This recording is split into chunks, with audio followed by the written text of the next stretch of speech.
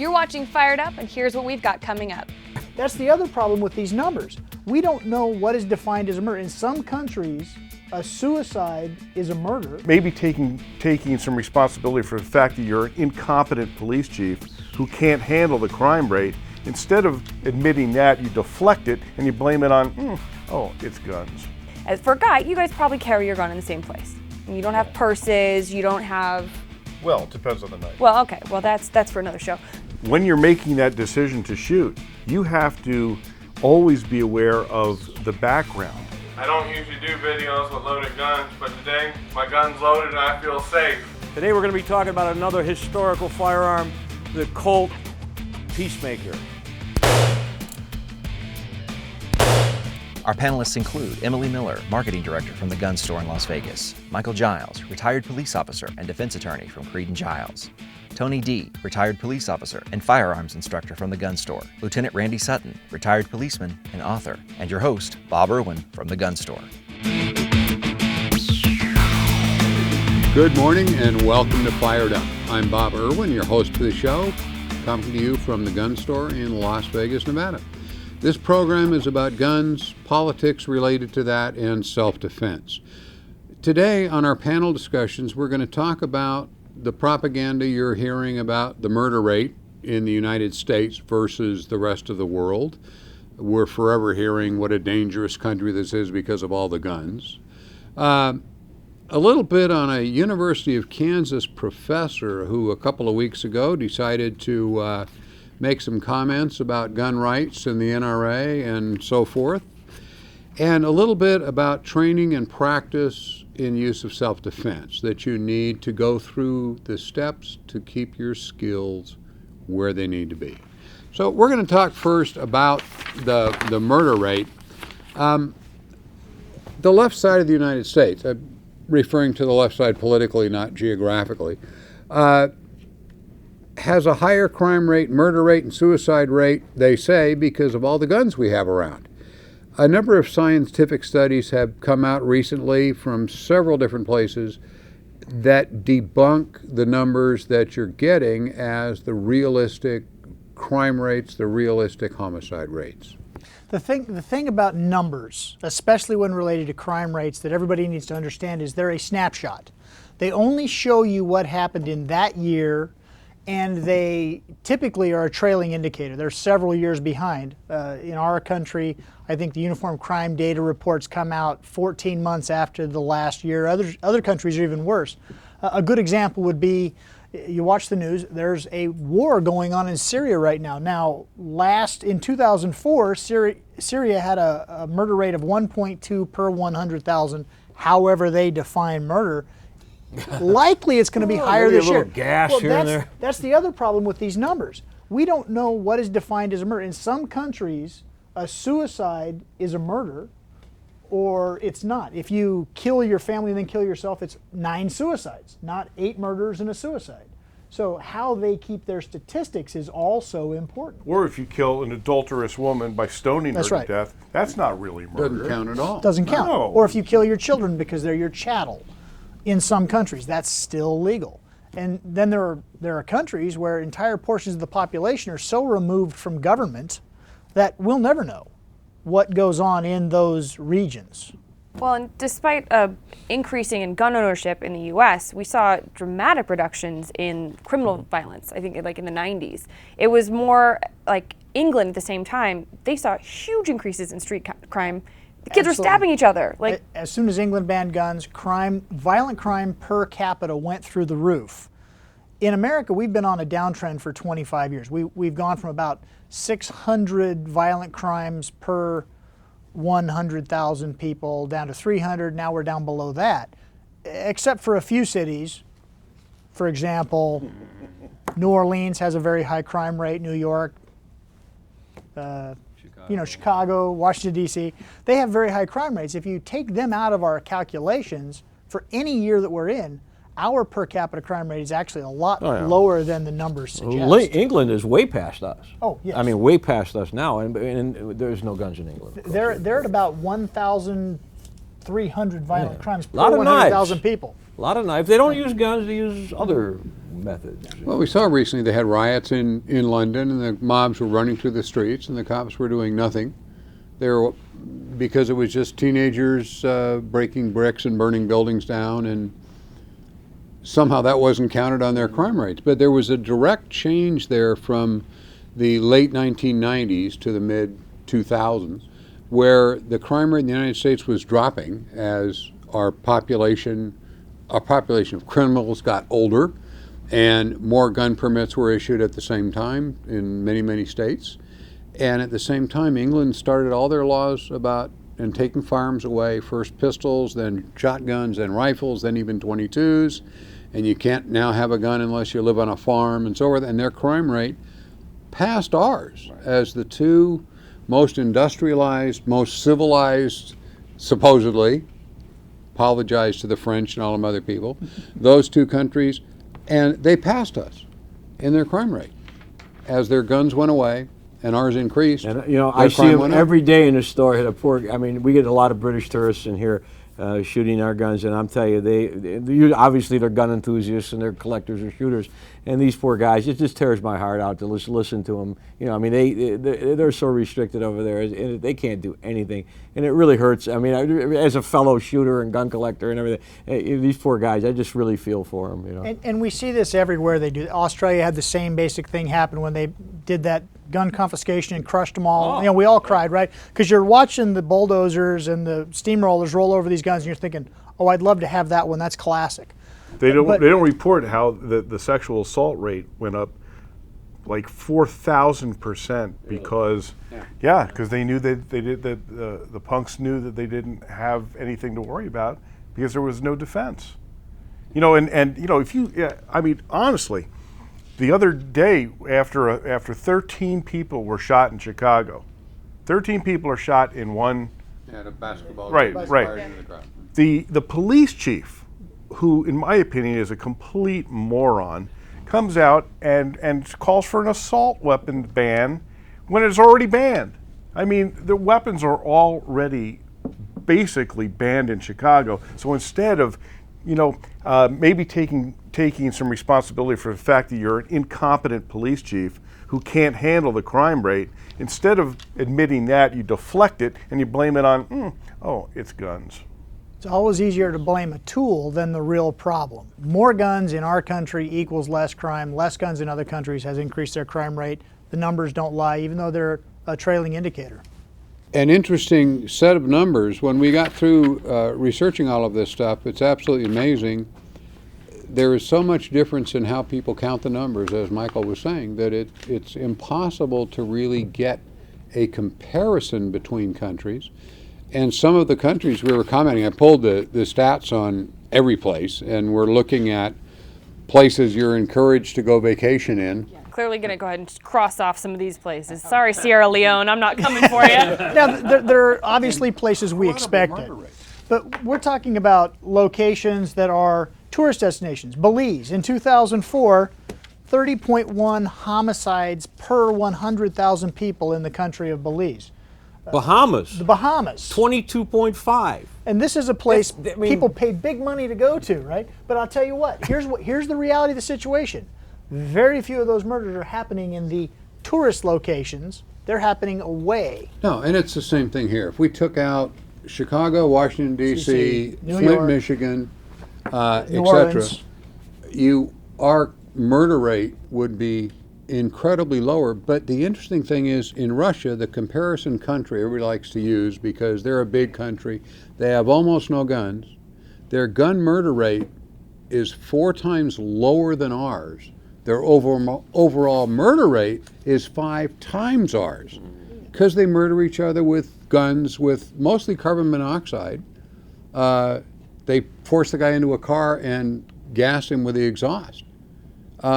It's apparently a Russian mob trick. Wow, that's quite a... Their murder rate is 5 times ours with virtually no guns in private Almost hands. none. There's a few. Rifles in Siberia, but handguns are almost impossible. They've got a big, huge Second Amendment movement over there. But why do you see everybody who's rich in Russia walking with bodyguards everywhere? That's right. Because crime is unbelievable, because the people don't shoot back. We'll be back after these messages. Don't go away. More discussion on guns, politics, and self-defense when we come back on Fired Up. And he says the blood is on the hands of the NRA. Next time, let it be your sons and daughters.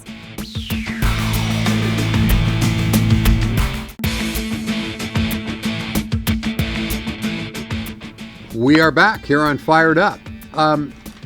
In deference to the fact that we're now being carried by a station in Kansas, I'm bringing up a Kansas story that I'm sure they're familiar with, if everybody else isn't. In a Twitter rant a few weeks ago, a journalism professor at the University of Kansas blamed the National Rifle Association for the murders in the D.C. Navy Yard. He said that he hoped the children of NRA members were murdered. I assume this is a First Amendment right to say that without getting arrested? Pretty much. It's threatening my children. I'm an NRA well, member. he's not making a direct threat. If it was a, I hope or I'm going to arrange for this, that would be a directed threat. But a statement that I hope this happens, I hope you die horribly, I hope your dog dies, those kinds of things, they're expressions that are basically protected by the First Amendment. The First Amendment protects the bad speech. No one needs to worry about the good speech. No one cares. It's the bad speech that the First Amendment's designed to protect. I'm going to read the tweet because I read this and I was very upset by it. So first of all, he trends this on Twitter for those of you who follow on Twitter. # Navy Yard shooting. Okay, and he says the blood is on the hands of the NRA. Next time, let it be your sons and daughters. Shame on you. May God damn you. So obviously he sends out this tweet. I don't know if he's like drinking late night, super mad about it, getting a little caught up on the news. Obviously he's in trouble. The schools take a stand. They put him on paid administrative leave. And he writes this. Now he wrote back to the Huffington Post and he said the following. It is unfortunate that my comments have been deliberately distorted. I know what I meant. Unfortunately, this is a topic that generates more heat than light. I don't think any further comment would be appropriate. It's Twitter, dude. You have 160 characters, and when I'm sending out a tweet or anybody, you make every word count. You capitalized your sons and daughters, you capitalized the G in God, you meant every one of those characters.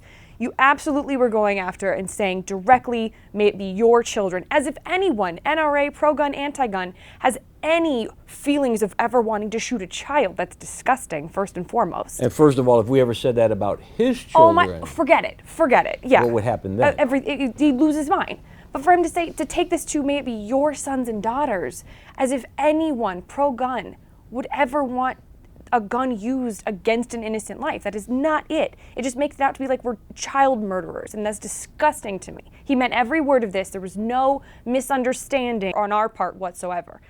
That's disgusting. And if he's like most academics, he will, die on his hill to protect the First Amendment, which allows him to say whatever he wants in his university, and doesn't want you to have your Second Amendment because he feels that's a threat to his First Amendment. It's this crazy wheel of logic that goes on in academia. Well, and what he said is morally reprehensible. No responsible, learned man would say something or like woman. this. Learned. Or woman. All right, learned man or woman. Okay, would say something like this, but his view is so distorted by his hatred and his own prejudice against weapons that he makes this ungodly kind of statement to the world, and now he's facing the music, but he doesn't want to take responsibility for that. No, and you know what? Quite honestly, he probably talked to an attorney, and that's why he's trying to ameliorate. You took it out of context. You didn't understand what I was saying or Right. whatnot. But ultimately, Well, that's lawyer speak. Ultimately, what's going to wind up happening here is, if he doesn't get his job back at this university, some other university will employ this individual, because there are places where this is absolutely acceptable and encouraged among academic This is the thinkers. party line in academia. This is the party line. To a great degree. Yeah, and the university came out very strongly. And Shocking. said it Shockingly. was They not said their opinion. very strongly Right. that those opinions do not represent the university. My God, I don't that's a remember. position to take. Yeah. Did anyone in any of these stories use the word tenured? Is he a tenured professor? I did look that up. He is a tenured professor, which basically means that they're untouchable. But they're just going to pay him because they have to pay him anyways. But what they'll do is they'll send him on sabbatical for a year and a half, 2 years, do some research, and when he comes back, no one will remember any of this. There have been several academics who have written books, plagiarized other works, been kicked out of academia. They go away, they do a little bit of whatever kind of recuperative work they do, and they come back stronger than ever. Right. If that was like now, everybody's afraid to say things to their doctors about, if they're feeling bad. Or, his violent opinions could get him committed. Well, yeah, I mean, would a psychiatrist look at what he said and say, yeah, this individual should safely own a gun? Right. I mean, try to get him to pass a background check. He's obviously nuts. And I think he's so anti, I don't foresee him actually being one to possess a firearm. Which is crazy because Might surprise you. you get right down to it. Some of the most vitriolic anti-gun individuals will show up with a firearm and they'll say, "Oh, well, but I'm a public person. I need it."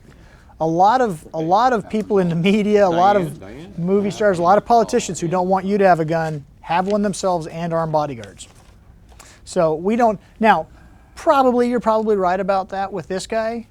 But when it comes right down to it, when it comes right down to it, especially in academia, he'll be rewarded for taking this tough stand and saying what needed to be said. What's the phrase that gets used, in my opinion, far too much? He spoke truth to power, as if the 4 million members of the NRA are the most powerful. He is the toast of the academic cocktail parties. Oh, absolutely. I know academics that are very pro-gun, but I do see as a whole, I see that this is a common idea.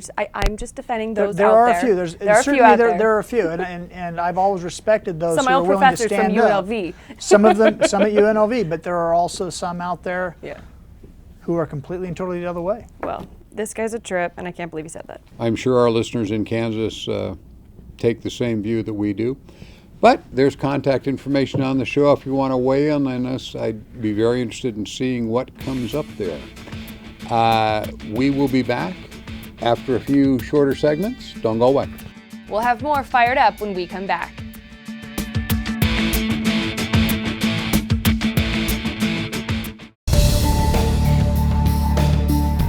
We are here at the Rocky Mountain Show with the NRA booth. Maggie is currently running, and I know we've talked about people joining the NRA, and give me a couple of minutes as to why they should or we should go beat them up if they don't.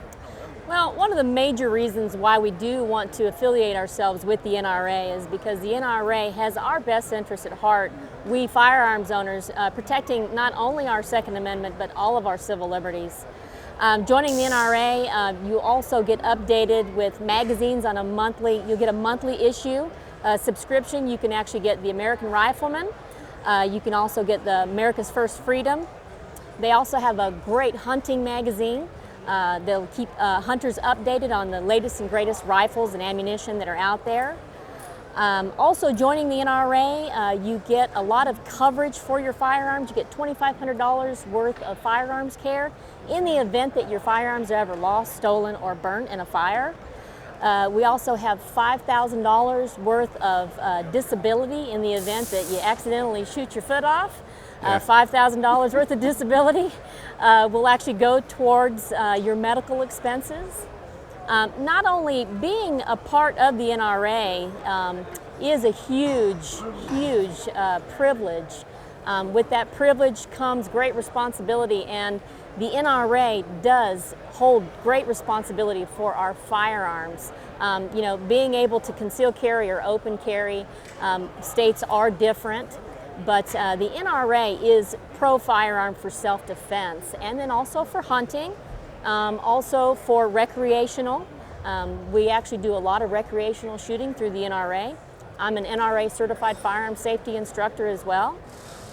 Being a part of the NRA has really changed my life. and has really changed the lives of Americans being able to have their Second Amendment protected. And if you're out there watching Fired Up and you are not an NRA member, you need to be. We're going to put a call on the bottom of here to show you where to contact them to join. And if you value your gun rights, you need to be a member. We'll be right back.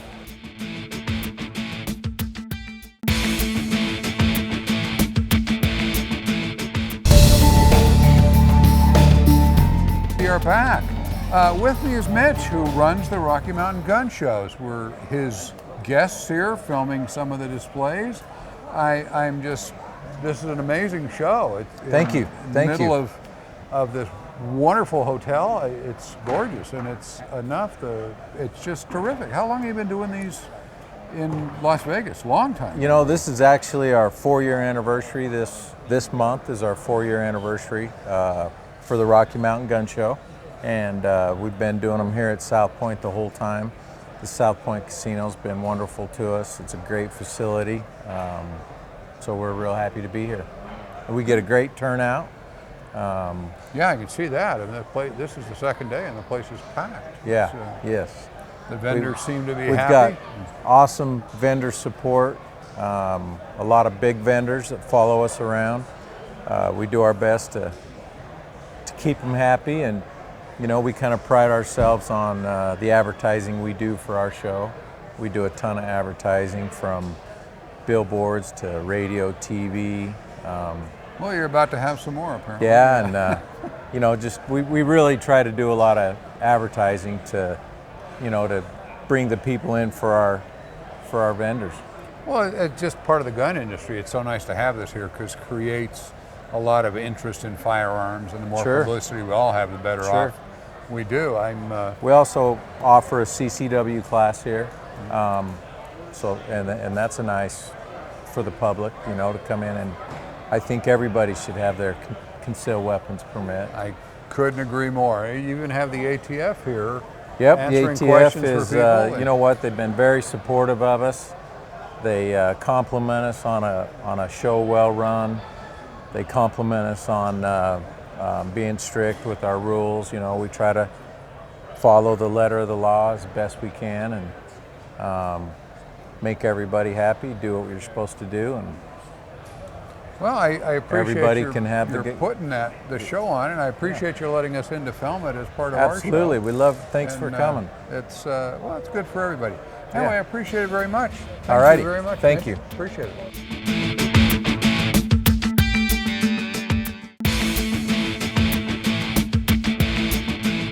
Hi, this is Tony from the Gun Store in Las Vegas, talking to another good friend of mine from Battleborn Arms, Mike Crowder, and he's another local gun shop over here and has a big display here at the Rocky Mountain Gun Show.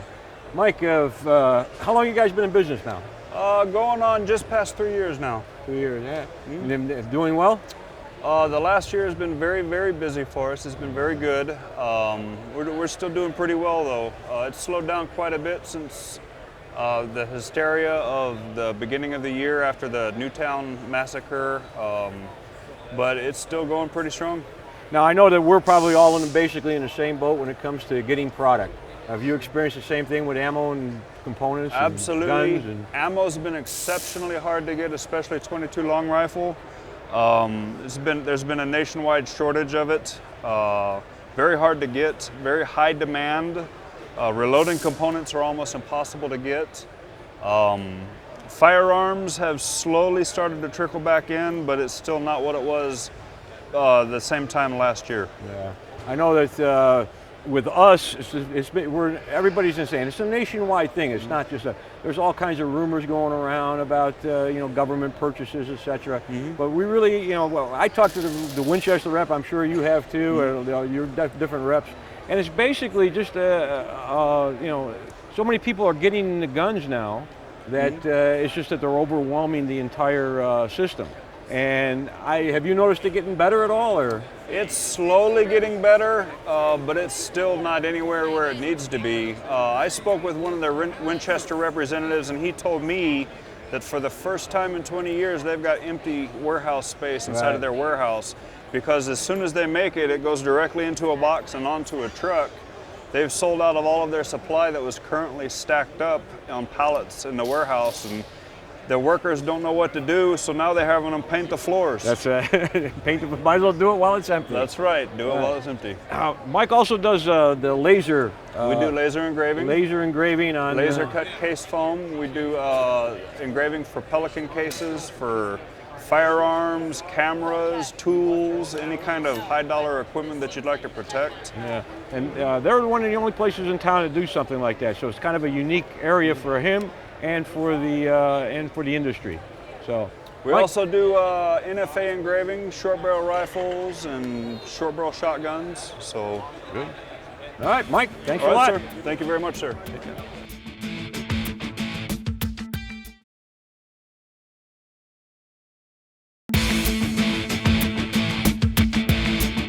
Hello and welcome back to Fired Up with Bob. We're going to take some viewer questions.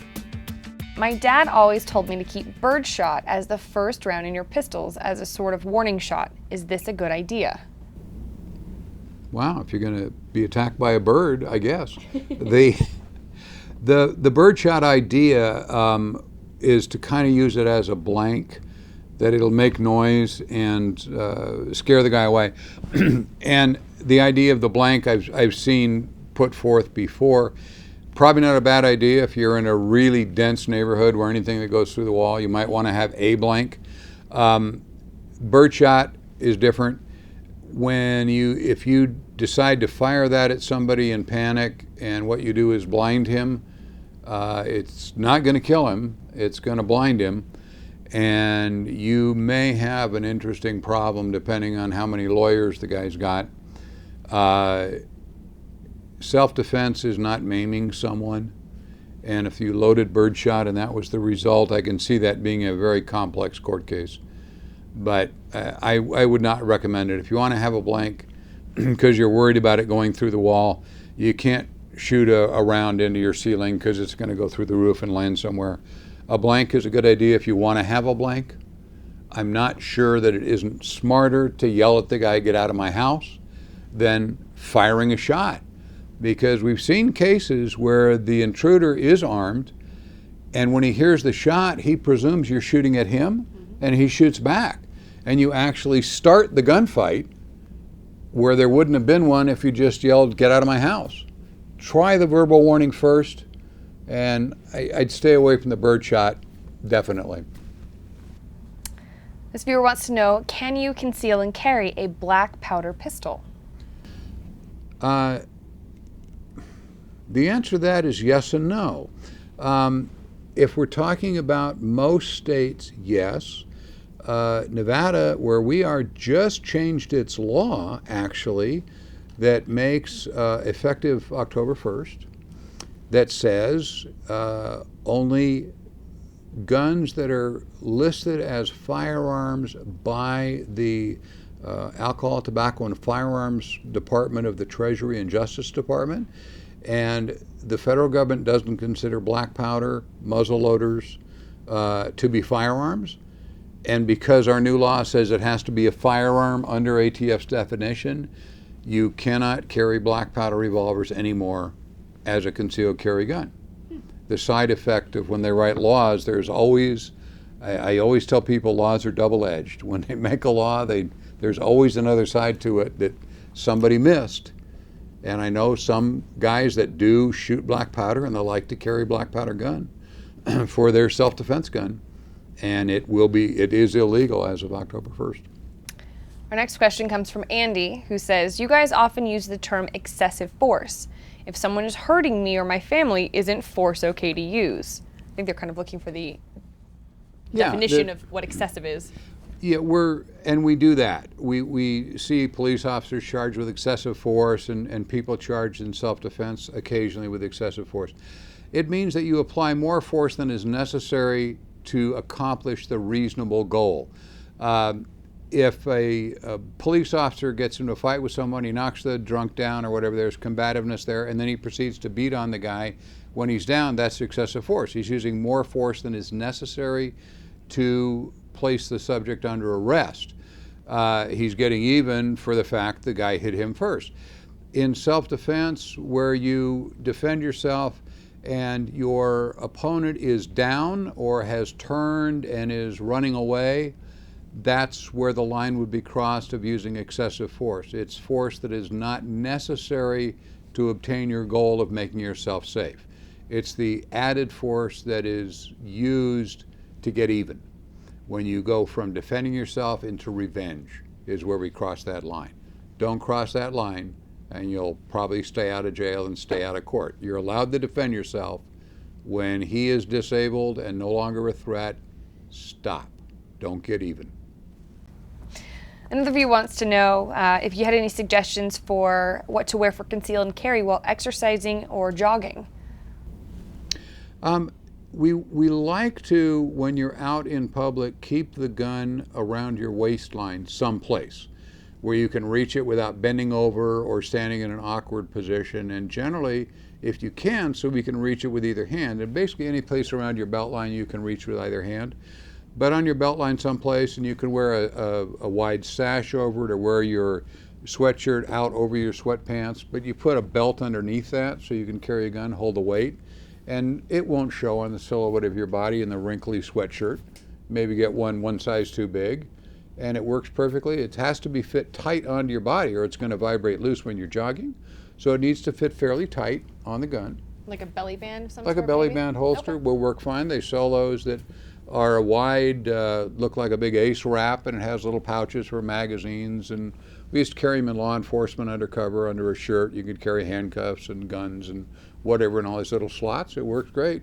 They sell those at most gun shops, but actually a big ace wrap is the cheap way to go, and you can wrap the gun in that.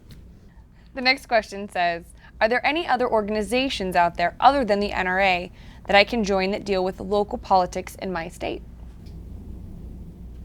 The political parties, you can join the Republicans or the Democrats or the Libertarians or the Socialists or whatever, they all have views on gun rights. So the NRA is the one doing the bulk of the work in keeping bad gun laws out of the United States. If we get fractured into too many small organizations, I think it's detrimental. There are a lot of good ones. Like here we have the Nevada Firearms Coalition. We have the Nevada Firearms Coalition that deals with just laws in the state of Nevada, which is good. They do great work. We have several gun owners organizations that are national. The NRA is the one that's doing the heavy lifting. I don't know that everybody in guns agrees with everything the NRA does or whatever the National Shooting Sports Foundation does and so forth, but pick one and give them some money. They're all working at the same thing. But, you know, as long as the question is there, we're in a really turmoil area now to keep our gun rights. This is getting to be a huge problem. And if you own a gun and you're not involved with one of these organizations, involved by donating money, getting people to join, donating to causes that are pro-gun, we're going to lose a lot of our gun rights if you don't get involved. Don't let everybody else do it for you. You need to do it yourself. Jump in. NRA is probably my top choice. There's lots of others. Pick one. Our next question is from Richard, who says, I would like to know Mr. Irwin's stance on open carry in Nevada and would like to hear what he has to say about it on Fired Up. Do you support it? Thank you. I support open carry as a right that you have. We have no law against open carry in this state, and we shouldn't have a law against open carry. The drawback to open carry is twofold. One, it will cause citizens who are not gun oriented to see you and call the police. They do it all the time. The police will normally say when they do call, is he doing anything funny? Is he pointing the gun? No, he's just walking around with it in a holster. And they won't respond, and they will explain to the caller that it's legal to carry a gun openly, and there's no crime, so the police aren't coming. So once in a while you get a police call that the citizen will exaggerate. Well, I think he was going to point his gun or whatever, or they lie and get you hassled over that. But the real danger is that if you're in a situation where something takes place, you're in a bank, you're in a coffee shop or a 7-Eleven, and a robbery takes place, The robber coming in with a gun will assume you're some type of security. He will certainly see that you're armed, and he will shoot you first before you know that he's even there. I strongly recommend that you carry concealed. If you can own a gun, you can get a concealed weapon permit. About any place you go, that's the standard. If you can legally own one, you can get a permit, at least here in the western United States. So get a concealed permit, so at least if you're going to get in a gunfight, you surprise the guy and don't start out with him surprising you. This viewer wants to know, is it okay to go shoot on federal BLM land? I hear people doing it all the time. Is this legal? Yes. You can shoot on BLM land. There are designated areas here and there where you can shoot, and you have to be very careful of your background. You're not allowed to shoot across roads and things like that, but the obvious stuff. But if you want to know the place to go, you can call the Bureau of Land Management and talk to one of their rangers, and they will tell you where you can go, where you'll find, a decent road going into it, and where you're safe, because you've got a backstop. Don't fire out into the tundra. Yeah. Fire into something that will stop the bullet. Can you get a better deal at a gun show than you can in a local gun shop? Yes, you can if you know what you're looking for. People at gun shows, if they are dealers, they're going to charge state sales tax, so the cost would be about the same. If it's a non-dealer, they will sell guns without the sales tax. So depending on the state tax, like here it's 8.1 at the moment, the gun is theoretically 8.1% cheaper at the gun show. The drawback to the gun show is if it doesn't work. You can't test it. You can't test it in there, and it is difficult to return it when the gun show's left town. And most of the dealers there are scrupulous guys, and they will be back the next 3 months or whenever the next show is. Not all of them. Some people have been terribly burned at gun shows buying broken guns. It doesn't happen that often, but it's something to be aware of. Most of them are legit guys. Sometimes there's people there that you don't want to deal with, and you don't know till it's too late and they never come back. Well, that's going to end our question segment. If you have anything that you'd like to ask Bob or any of our other panelists, please write us at questions@firedupwithbob.com. Thanks for watching. Hi, this is Tony D from the gun store in Las Vegas. Today we're going to be talking about another historical firearm, the Colt Peacemaker. This gun was the 1873 model developed by Sam Colt, and they call it the Single Action Army because it was adopted by our U.S. Army. It's a very, very popular gun. You see it in all the cowboy movies. This was the gun that won the West. So really won the West. 6-shot revolver, single action. In other words, you have to cock the hammer to make it fire. Originally came in .45 caliber, however, it was chambered over the years in over 30 different calibers. This is a real, honest-to-goodness Colt right here. The Italians now are making what they call the clones, the Colt clones.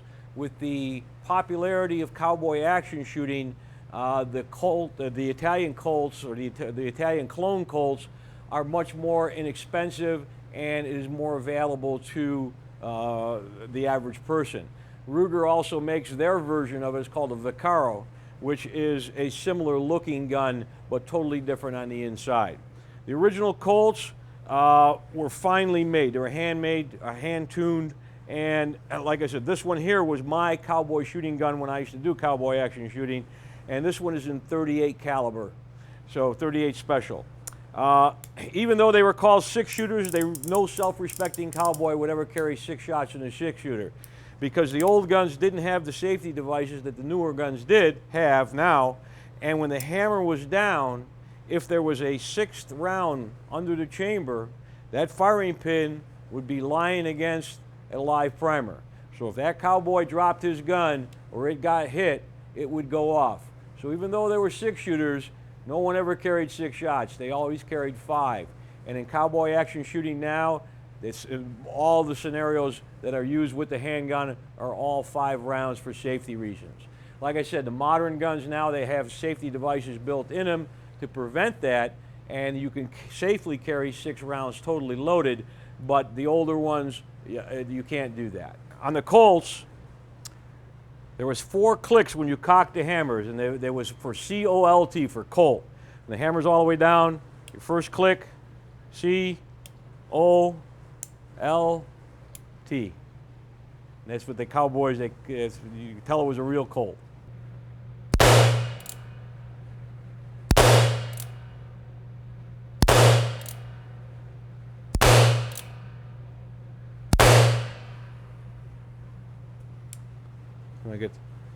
That's the 5 shot, put it on half cock, and now we're going to empty. The ejector rod here, kick out the empty cartridge cases. And we're clear. I don't usually do videos with loaded guns, but today my gun's loaded and I feel safe.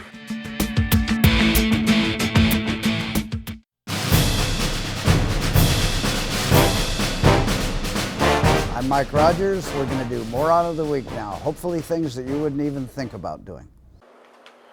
Hey guys, what's happening? Well, one of my last videos, I don't think I did a safety check, and I don't usually do videos with loaded guns, but today, as he Bomi once said, my gun's loaded and I feel safe. As you can see, my Ruger LC9 I've done a few times. I really like this gun. It shoots nice. You can conceal it pretty easy. You can see a little thing on the top shows it's got a round in the chamber. And you can see magazine's loaded up Hornady. You know, really, I always wanted to know why it makes a big difference. Why, if you're going to do a gun review, if it's loaded or not. I mean, most people aren't they going to load the gun up once the review's over? Yeah. So what's the difference? I mean, it's not like, you know, these guns have a manual safety, even the ones that don't have safety. I mean, it's not going to go off, even when it does safety, you know? But you can pull the trigger pretty hard, and it won't go off, see? Oh! Oh crap! Oh crap! That gentleman is our candidate for Moron in Chief, not just Moron of the Week. He knew the gun was loaded and still had a negligent discharge. It takes a lot of work to achieve that status. Congratulations. Can I get charged just because of the kind of firearm I carry if I have a CCW? For as long as I can remember, the question has been asked. Can I get charged just because of the kind of firearm I carry if I have a CCW?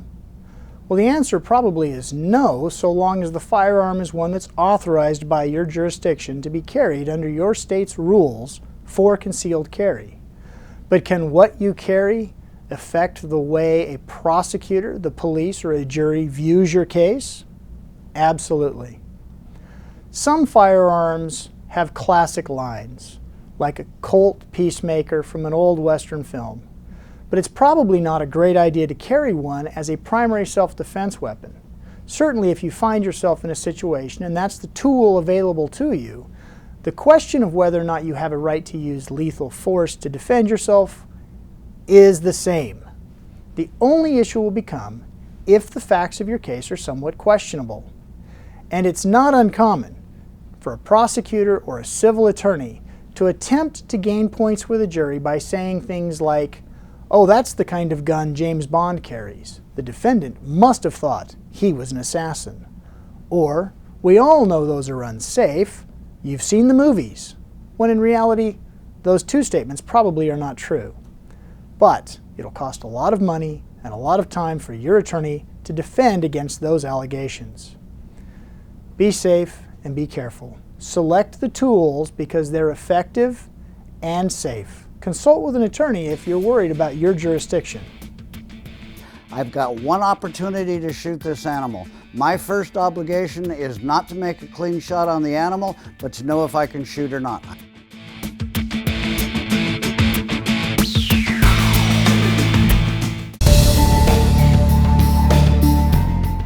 When When I get ready to present for a shot, I've got to do a bunch of things. I want to clear my mind. I've got one opportunity to shoot this animal. My first obligation is not to make a clean shot on the animal, but to know if I can shoot or not. I have to be absolutely sure of what's going to happen should I miss that animal or the bullet pass through. Again, be sure of your target and what's beyond. If this animal was silhouetted on the background, a nice highline shot, and I miss that, the bullet can travel for well over a mile and I don't have control of it. If I've got a round in the chamber and I'm walking through dark timber, I need to be ready to go. I'd probably have my caps open. All I have to do is bring the rifle up, see the sights on the target, make sure of the background, remove the safety, and at that time, then my finger goes to the trigger and not before. Absolutely identify the target, absolutely identify the background. If there's any doubt, you can't take the shot. More discussion on guns, politics, and self-defense when we come back on Fired Up. As for a guy, you guys probably carry your gun in the same place. You don't have purses, you don't have... Well, it depends on the night. Well, okay, well that's for another show. When you're making that decision to shoot, you have to always be aware of the background. Welcome back to Fired Up.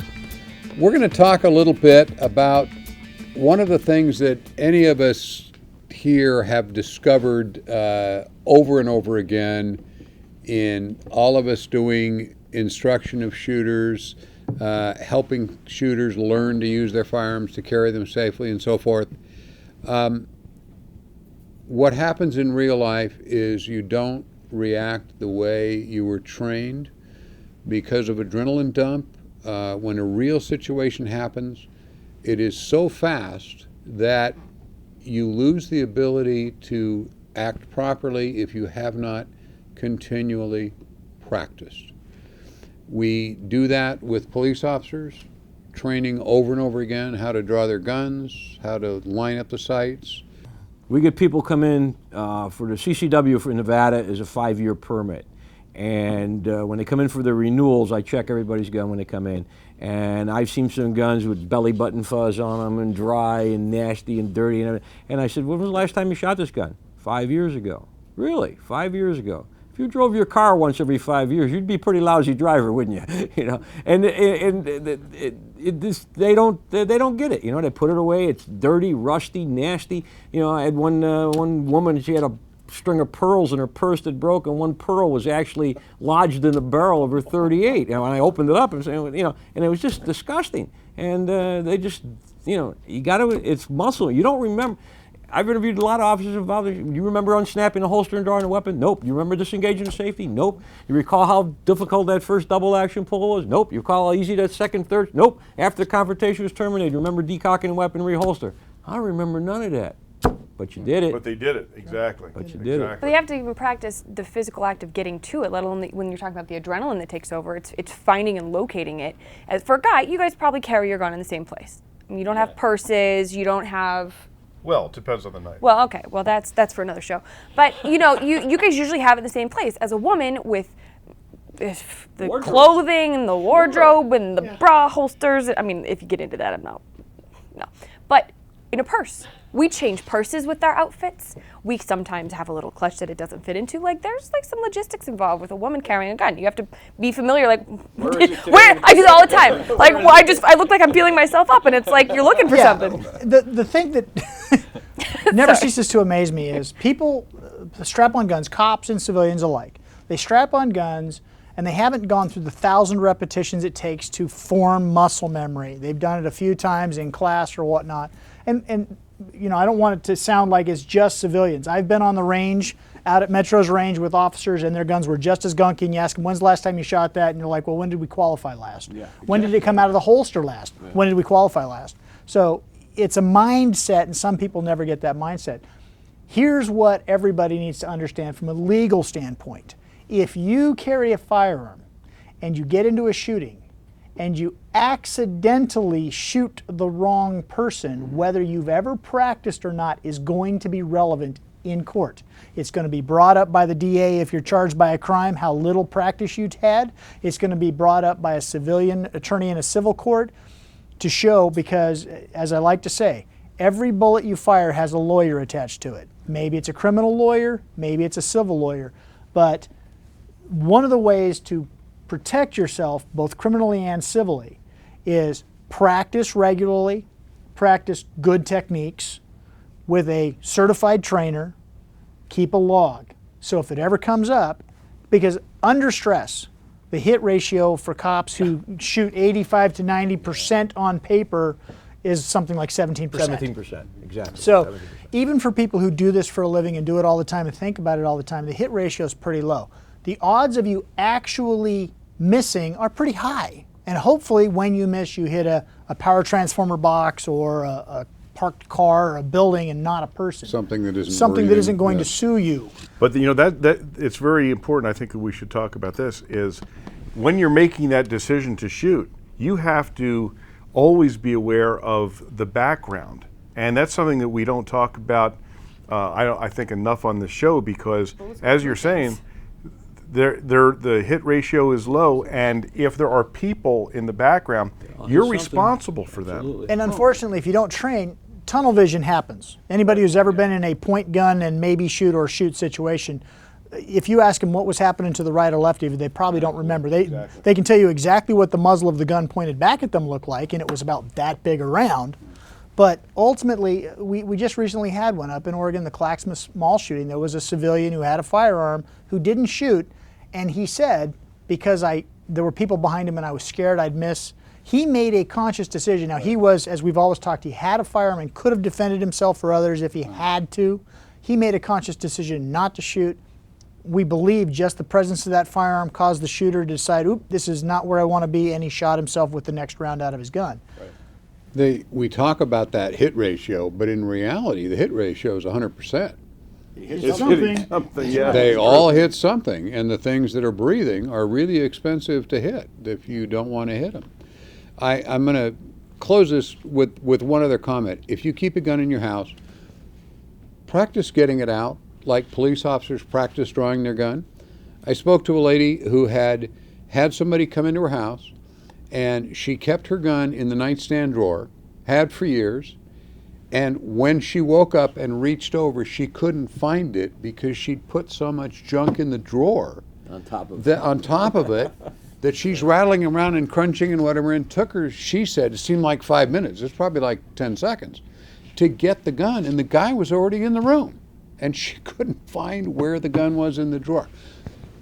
When you're home tonight, get your gun wherever you have it, practice grabbing it and running to the back door and see if you can do that in the dark. And if you can't, Unload it first. Unload it first. Unload the gun, unload the back door.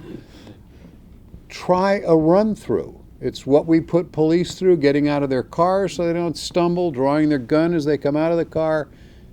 Do the equivalent in civilian life. Practice running, getting your gun in your dark house. We'll be back next week, same time, same station. Thanks for watching us. We'll see you next week.